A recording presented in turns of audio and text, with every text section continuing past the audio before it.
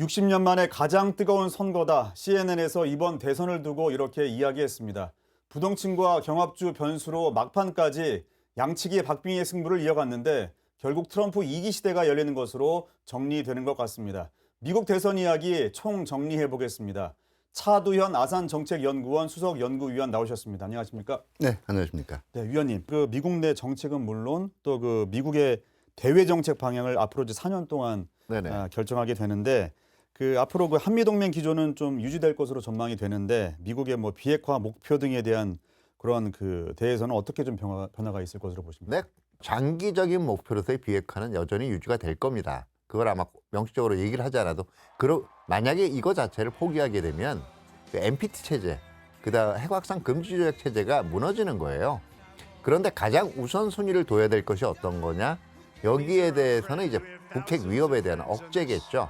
바이든 시대가 주로 이제 억제란 표현을 주로 중점을 뒀다면 아마 북한 핵에 의한 북한 핵을 실제로 사용하지 못하게 하는, 다시 말해서 북한 핵에 의한 전쟁 방지 이런 쪽으로 아마 중점을 두는 이 정책이 전개가 되지 않을까 생각이 되고요. 네, 그리고 북한의 러시아 파병에 좀 문제가 되고 있는데 지금 한미 국방부 장관이 관련해서 좀 대응을 논의하고 있는데 여기에 대해서는 앞으로 좀 어떤 이야기들을 좀 오갈까요?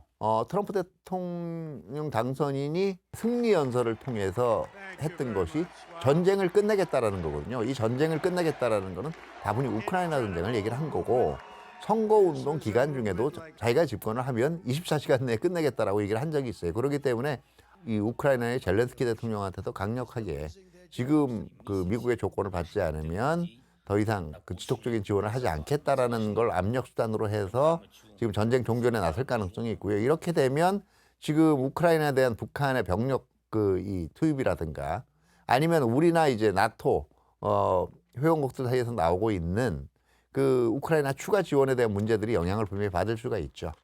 한미 국방 당국이 정확하게 그리고 나토의 국방 당국까지 의견이 일치하고 있는 것은 지금 수천 명의 병력, 최대 한 만 명 이상의 병력이 훈련을 받고 있다라는 겁니다. 적응 훈련을.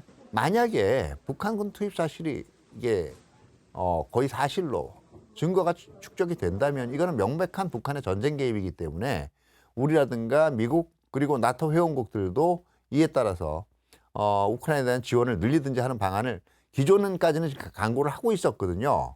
근데 이게 아마 지금 미국 대통령 선거 결과에 따라서 상당히 유동적이 됐다라는 거예요.